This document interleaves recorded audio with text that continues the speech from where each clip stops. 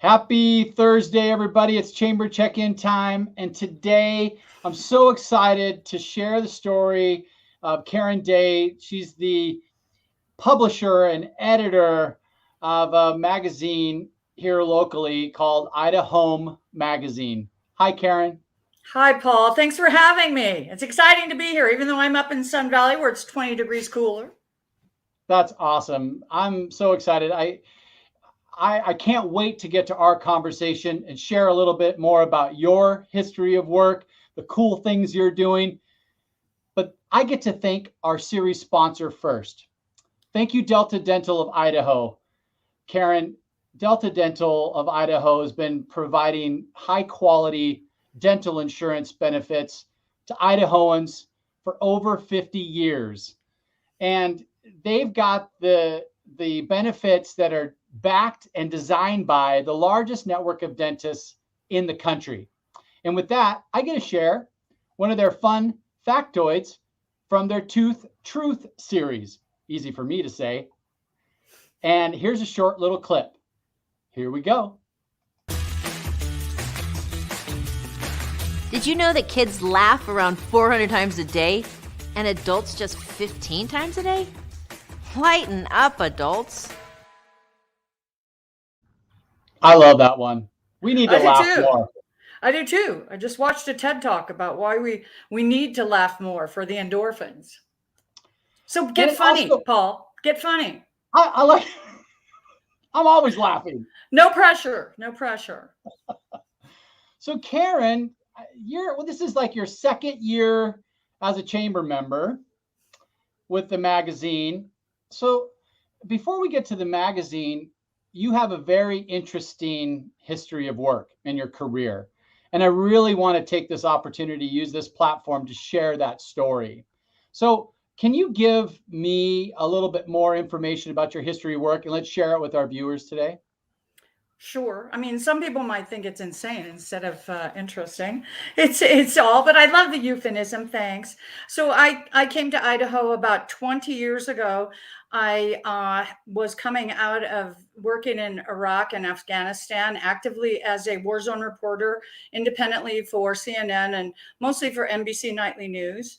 And the first time I drove into Idaho, literally drove into the Stanley Valley, I went, wow, this is where the wild things are. And I just felt like I fit in, as opposed to, from San Francisco. Now half the population is from San Francisco, at least this last year.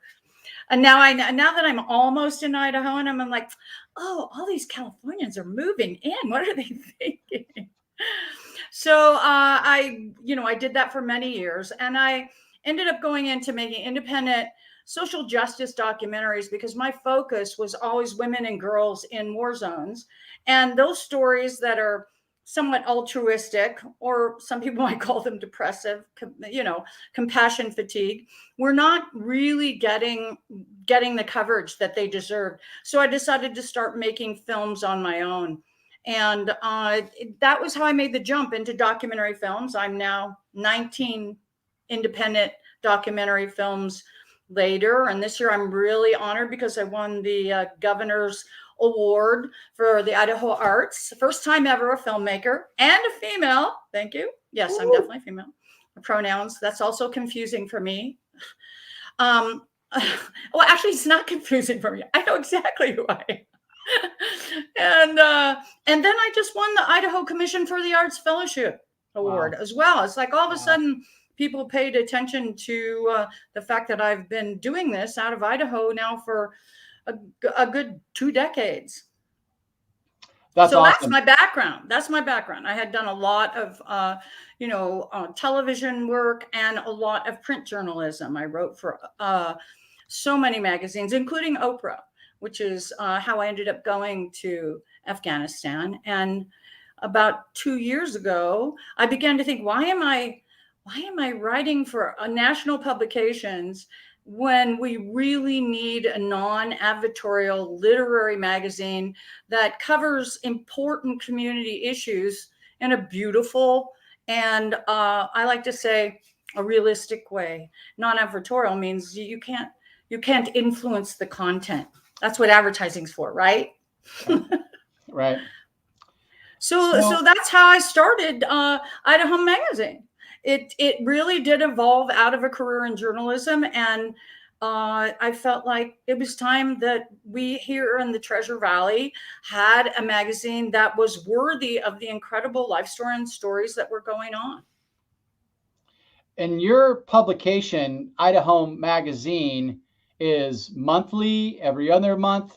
And what's your distribution? We print 20,000 copies, free copies each month, and in 174 locations for free, including Sun Valley and McCall. A lot of our partners, like the Wood River Chamber, the McCall City. So they support the fact that we want to tell stories about the Treasure Valley and beyond.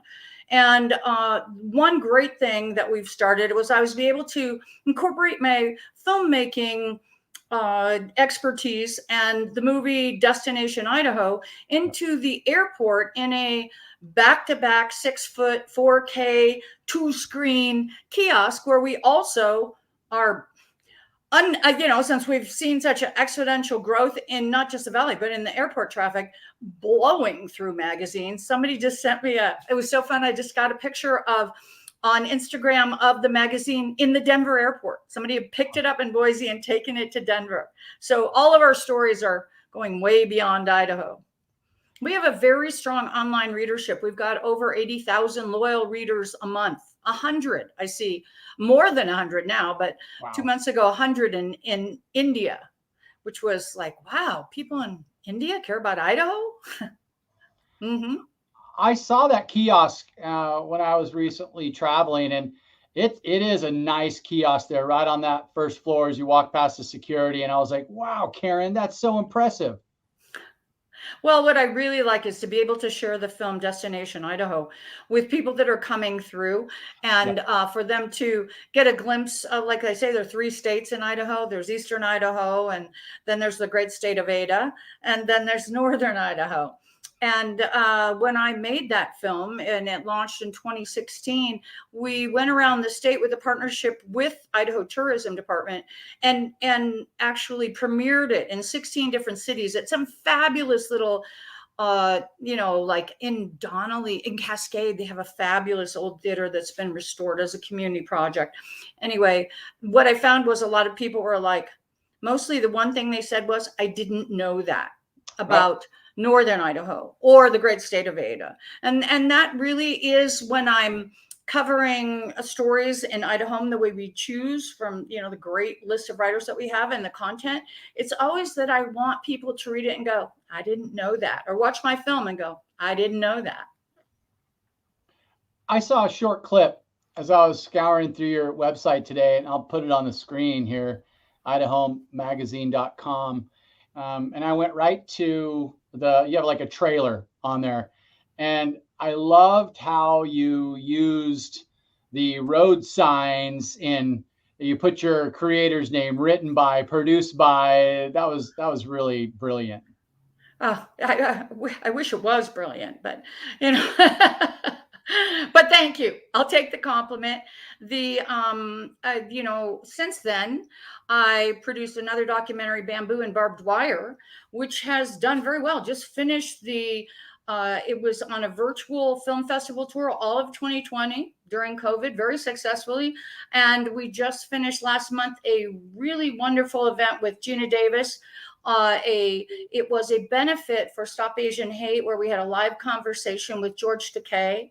I got to interview Ruth Bader Ginsburg, and that film is really interesting because it's based on the Idaho internment at Minidoka and interviewing those 90-year-old survivors and comparing the legacy of discrimination, racial discrimination, to a 17-year-old Syrian girl who moved to Boise with her family, and the kind of not only discrimination, but also how much she's been embraced in Idaho, and which has just really, it works to show, I would say, deconstruct stereotypes, and at the same time promote understanding. So that film has been quite successful, and next it'll go to streaming. How do I share Any of those things. Yeah, I can send you a link to my Vimeo page, which has trailers for all of my films. Okay. And people can take a look at that. And we're always on social media with what's going on for the movies and the magazine.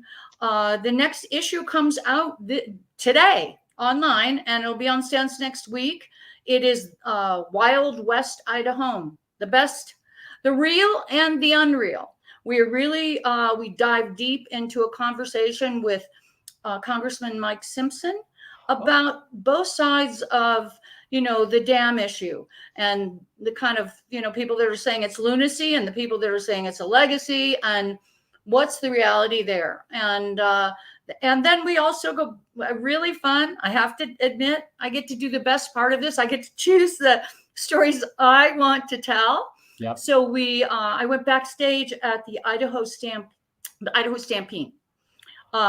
Snake River Stampede, and got to tell the story. I did a photo essay on what really happens before those ridiculous, terrifying 8 seconds when you climb on a Brahma bull. It was so enlightening, and the readers can really get to see what that was like. All those half-dressed cowboys.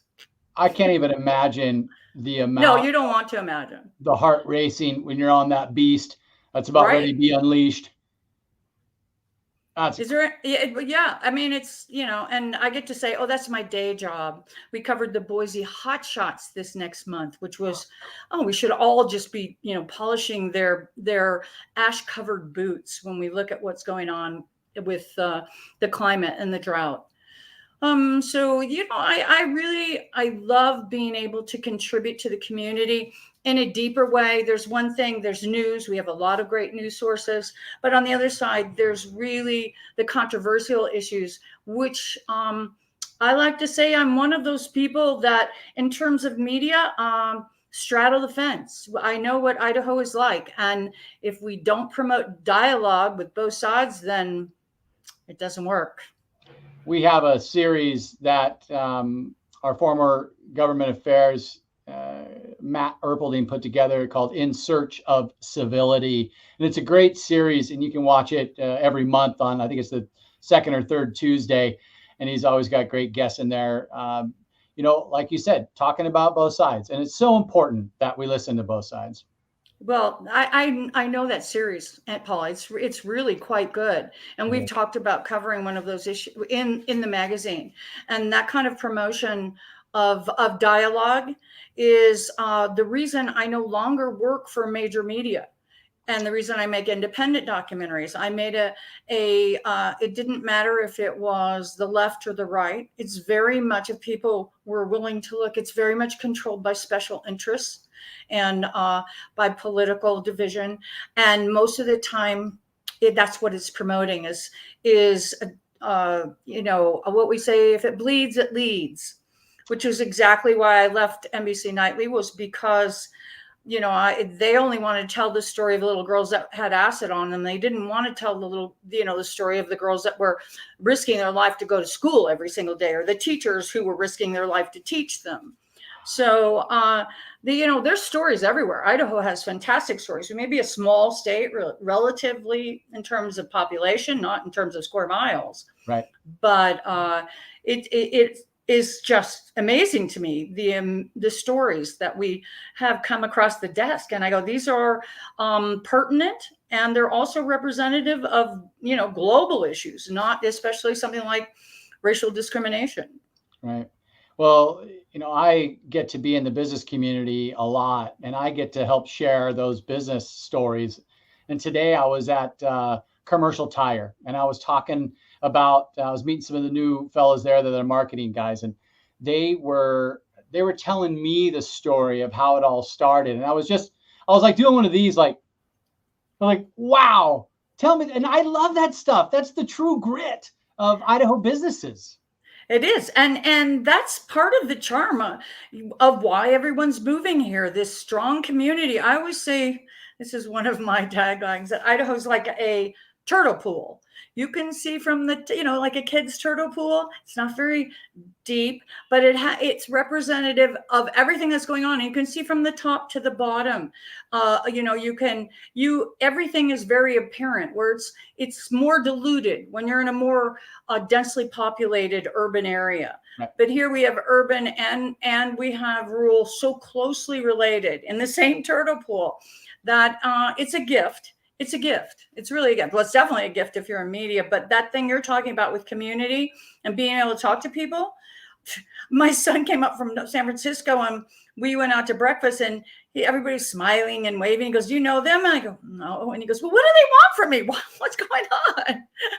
So yeah, I'm sure people in New York would go, "Wait, do I need a gun here? Why is everybody so happy?" Oh my gosh.